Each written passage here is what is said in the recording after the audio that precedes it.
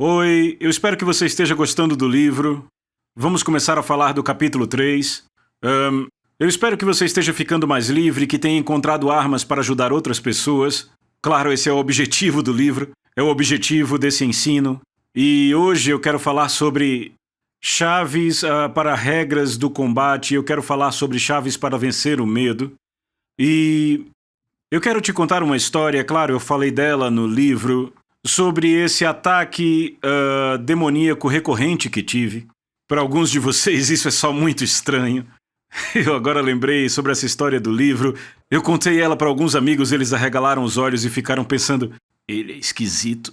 Mas eu passei mesmo por esse tempo, durou meses e meses, eu acho que foi muito tempo. Eu tinha aqueles pesadelos terríveis, realmente terríveis, e eu acordava no meio da noite suando, o coração, sabe, querendo sair do peito, e eu via aqueles dois olhos vermelhos enormes. Eu faço assim para dizer que era bem grande, sabe? Aqueles olhos enormes vermelhos.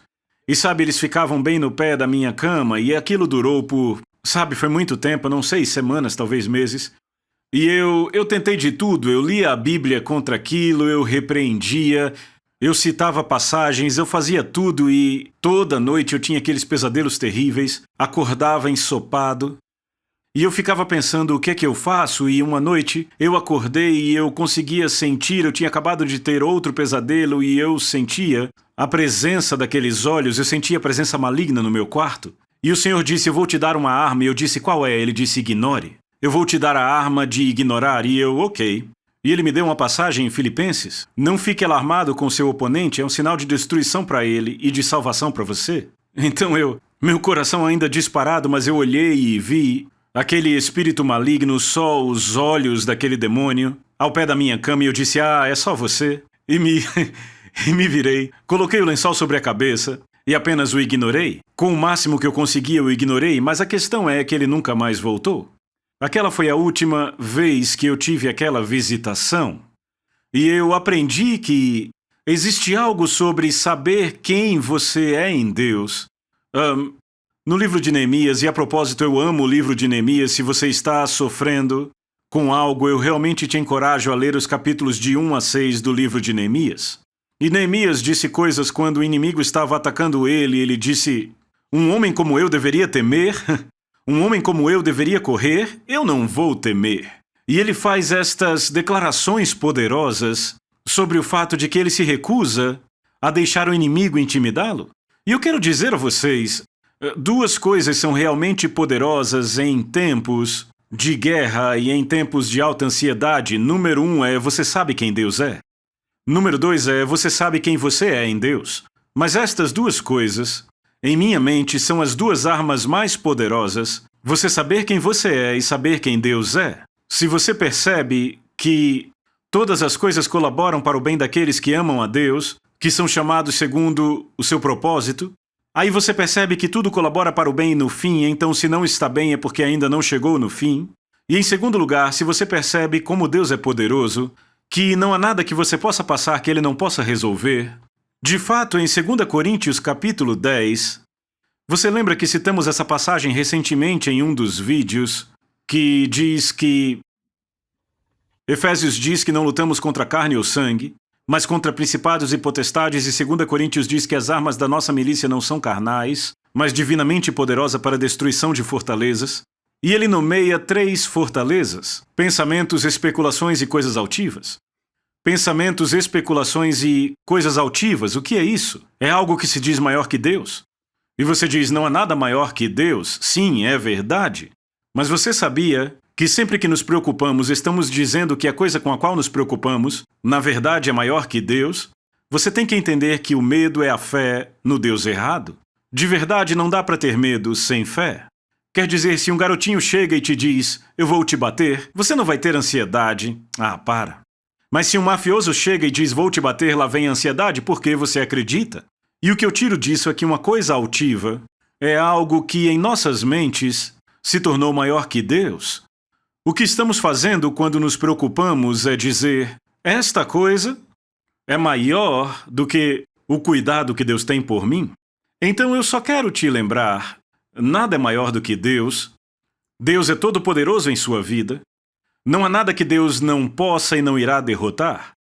Então, a grande pergunta é onde pomos nossa fé? Estamos pondo nossa fé em nossa habilidade para fracassar? Ou na habilidade da economia em nos destruir? Ou onde quer que esteja sua fé, o vírus vai me pegar e vamos todos morrer? Bem, a pior coisa que pode acontecer é você morrer e ir para o céu. Então, como meu amigo que teve câncer terminal diz, não me ameace com o céu. Mas isso nem é provável de acontecer. E, sabe, não é o que acontece em nossa vida que nos assusta. São as histórias que construímos sobre o que tememos que aconteça, que de fato trazem ansiedade à vida. E isso são pensamentos, então as armas da nossa milícia não são carnais, mas poderosas em Deus para destruir fortalezas e anular pensamentos, especulações e coisas altivas. Falamos de coisas altivas e quanto a pensamentos? Esses pensamentos que são como filmes em nossa mente, frequentemente eles são o inimigo passando o filme dele em nossa vida. E temos que levar essas coisas cativas, temos que agarrar isso e dizer, não, não, não, aqui não. Você, mente, não vai me dizer o que pensar. Eu digo a você o que pensar. E eu começo, por assim dizer, a pegar a minha mente, e eu começo a treinar a minha mente, e dizer para minha mente, você não mais pensa o que quer pensar, você vai pensar o que eu quiser que você pense, eu pego minha vontade, e eu começo a controlar meus pensamentos. Havia uma mulher na nossa vizinhança há alguns anos. Ela era bem baixinha e ela tinha 2 Rottweilers enormes, eram gigantes. Sabe aqueles cachorros de 70, 80 quilos? E ela os levava para passear. Na verdade, eles a levavam para passear. E ela ia andando pela rua, tentando segurar aqueles cachorros. E eles iam de jardim em jardim, fazendo xixi no jardim dos outros e cocô. E ela tentando arrastá-los para o meio. E eu observava aqueles cachorros e pensava, é assim que muita gente pensa? A mente deles os arrasta para onde quer que ela queira ir, e um dia bom é quando eu distraio os cachorros, quando eu dou um biscoito, sabe, um biscoitinho, e meio que entretenho os cachorros. E eu fico tentando tudo que eu posso para manter os cachorros ocupados, para que os cachorros, sabe, não se comportem mal. Mas, na verdade, a Bíblia diz que de fato temos a mente de Cristo e que devemos assumir o controle dos nossos pensamentos, que devemos trazer os pensamentos cativos e esses pensamentos não devem nos aprisionar. Nós os aprisionamos, eles são nossos prisioneiros de guerra.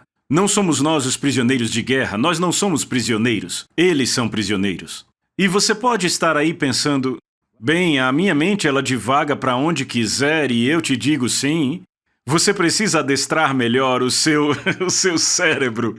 Seu cérebro precisa de um treinamento. A gente precisa assumir o controle desses pensamentos e começar a renovar a mente, como Romanos 12 fala.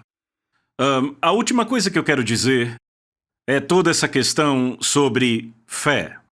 Sabe, frequentemente, o lugar para onde Deus nos chamou, frequentemente há um inimigo nessa terra. Eu digo assim, os cães da desgraça sempre ficam esperando as portas do destino. Então parte do desafio é aqueles cães latindo, aquele inimigo, aquele Golias, frequentemente são um sinal de que você está na terra correta. Deixa eu falar de outra forma. Tá ficando meio confuso. Sempre tem um gigante divinamente colocado na terra prometida, aonde os israelitas deviam ir, Canaã, onde estavam os gigantes, em Canaã. O que eu quero dizer é que, às vezes, o medo é uma indicação de que você está na sua terra prometida. E o que temos que fazer é pôr pressão no medo, a gente cruza a linha dos frouxos. A gente sempre diz, o seu destino está do outro lado da linha dos frouxos. E ao invés de dar um passo para trás quando se tem medo, nós temos é que fazer pressão para frente para a terra prometida e dizer aos Golias da nossa vida, você não vai ficar resistindo contra o poder do Deus vivo. Você está desafiando os exércitos do Deus vivo. E eu só quero te lembrar que Jesus está com você. E quando você tem medo, frequentemente é porque você está chegando mais perto da sua terra prometida. Frequentemente há um tesouro do outro lado desse medo. E eu quero te encorajar hoje.